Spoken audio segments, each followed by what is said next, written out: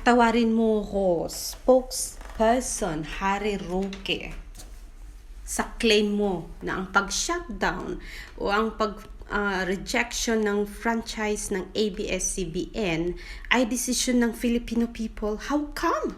How come? Tell me, how come?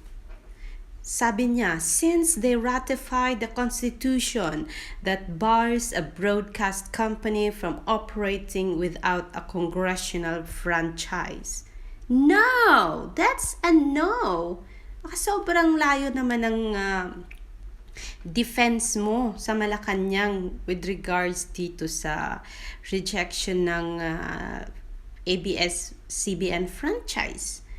Desisyon niya ng kongreso nyo, kaya hindi yan desisyon ng Filipino people. Sorry, this is not about Malacanang stand, but it's about your word saying na rejection ng renewal ng franchise ng ABS-CBN ay desisyon ng Filipino people. Lalo nyo lang ginulo yung issue. Tapos na yung issue po, sinarado na, hindi ikaw. Sinarado na ng Kongreso yung ABS-CBN by saying yes, no to renewal ng franchise ng ABS-CBN. But then, this claim saying that this rejection is the decision of Filipino people, medyo malayo po sa katotohanan. Medyo napaangat po yung kilay ko doon at sabi ko parang gusto kong sagutin. Ito, sabi mo Presidential Spokesperson Roque tried hard to defend the rejection of ABS-CBN's franchise renewal, claiming it was the decision of the Filipino people since they ratified the Constitution that bars a broadcast company from operating without a congressional franchise.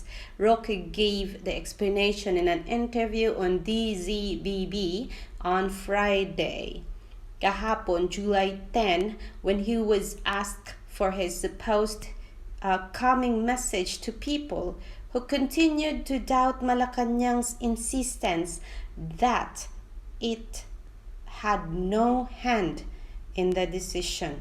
And itong sabi niya, and I quote, well, alam ninyo po, ang taong bayan naman talaga po ang pinagmulan ng binding effect ng legal effect ng mga saligang batas.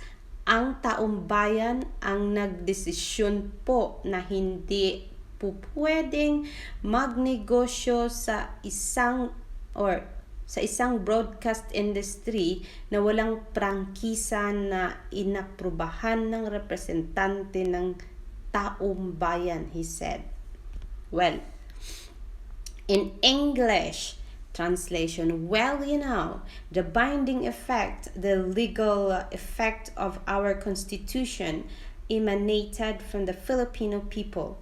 It is the people who decided that one cannot operate in the broadcast industry without a franchise approved by the representatives of the people.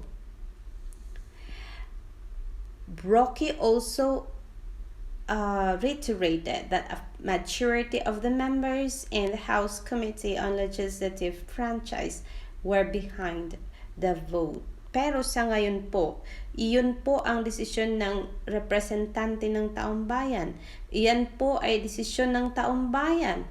Hayaan na po muna natin at hintayin natin ang husga ng taong bayan doon sa mga representante kung mayroon man, he said on Friday, July 10 on an interview with DZBB. Yan ay personal po na desisyon ng mga congressman, Mr. Roque, at hindi po nila ni-represent ang kanilang district. Kung tama man ako. Nasa konsyensya nila yan, so hindi yan sa taong bayan kasi oo nga inilagay sila ng taong bayan dyan para i-represent ang kanilang district, but when it comes to this matter, just like this matter is pangkalahatan na kasi ito kasi national issue itong ABS-CBN. So, doon po hinggil sa sinabi mong ang taong bayan ang nag-decide, hindi. Ang nag-decide ay yung congressman himself. Though iniluklok siya ng taong bayan dyan, pero yung decision na no to renewal of ABS-CBN franchise, sarili niyang desisyon yun at hindi yun sa taong bayan. So, to make my story short, gusto kong basahin itong reaksyon ng mga tao sa Twitter.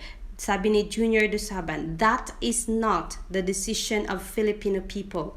Congressman represents their political ambitions and not the people." Sabi naman ni Ekes List, "Hindi po desisyon yan ng Filipino people. Wag mo kami paglulukuhin. Sobrang pikon na ako ha. Damay pa sa kabubuhan ng 70. Huy, marunong ako mag-isip kumpara sa kanila." And sabi naman ni Had at Sa, "You, Mr. Roque, is a spokesperson of Malacanang only. Don't dare say that you speak for the majority of the Filipinos because you know nothing. Just zip your mouth and swim with the dolphins na lang. At least doon welcome ka." Sorry po, Mr. Roque, but then I was just reading the message from Twitter. Ito pa. Sabi naman ni Yona, "Imbento naman to, nadamay pa kami." Yan po. Sabi naman ni babalik ang ABS-CBN na "Wag mo kami madamay-damay. Decision of the Filipino people. Kayo ang may choice niyan, hindi kami." Sabi ni EJ, "Anong decision of the Filipino? Decision lang yan ng puon at ng alipores ninyo. Wag nyo kami idamay. Uy." Ayan po, binasa ko lang yan ha. Sabi ni J. Mark, "Anong sambayan ng Pilipino? Pinakinggan nyo ba kami? Ang sigaw namin, ayun, yun ang sabi niya." Ito naman si Lawrence ang sabi, "Anong Filipino people ka dyan? Gusto ko bigyan nyo ng prangkisa, mawala na sana ang mga inutil sa gobyerno katulad mo." Binasa ko lang po yan. Sabi ni Talking Tarsier, 106 million po ang Filipino people, 70 lang po ang bumuto. Sino po ba ang Filipino people nyo? Also, if law is law, bakit di pa rin arestado at nasa kulungan si Imelda Marcos, di ba convicted na siya? Sure ako mahigit sa 70 people ang gusto makita siya sa kulungan." Ayan po. Yan yung mga violenting response o yung medyo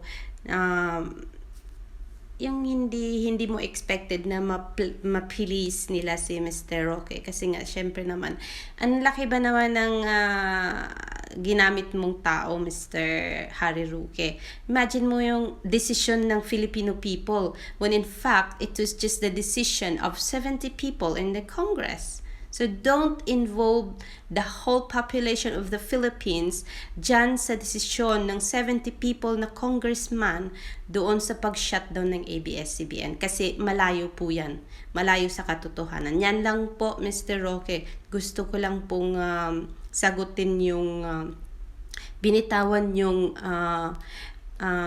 salita doon sa DZBB. And I know for sure marami ang nagre-react sa message mo na yan.